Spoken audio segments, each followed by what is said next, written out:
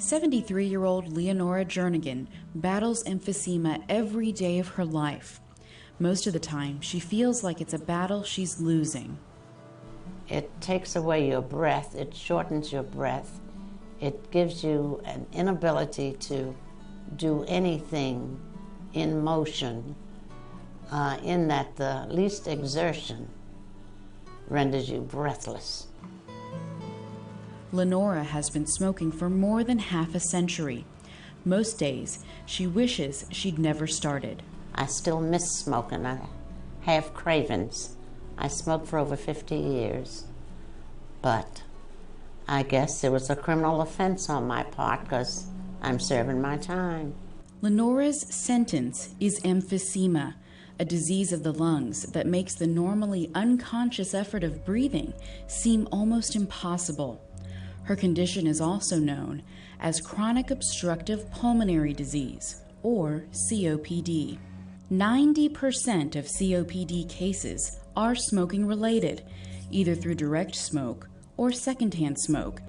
In fact, children who grew up in homes where their parents smoked are at higher risk for developing obstructive lung diseases like COPD, both in childhood and later as adults. In the 10% of cases that are not related to smoking, there is either a genetic condition that causes COPD or the cause is unknown. COPD, chronic bronchitis, and emphysema is the fourth leading cause of death in the United States. According to the CDC, in 2005, COPD caused an estimated 126,005 U.S. deaths in people older than 25 years.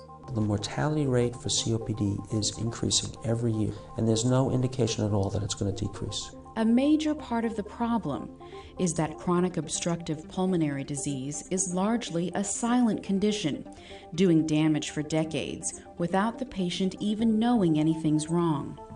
The natural history of the disease in smokers follows a clearly recognizable pattern.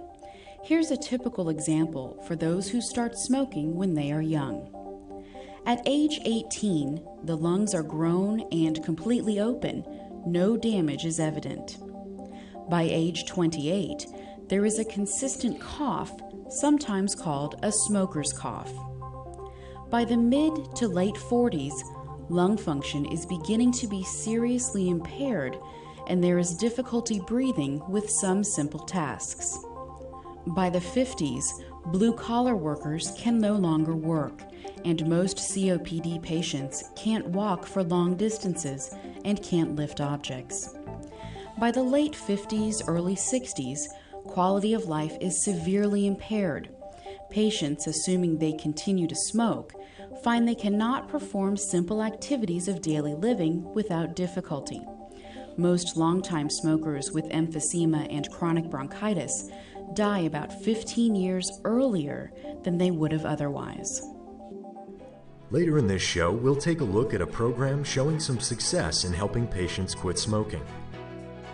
But just ahead, more about how chronic obstructive pulmonary disease develops and its early warning signs.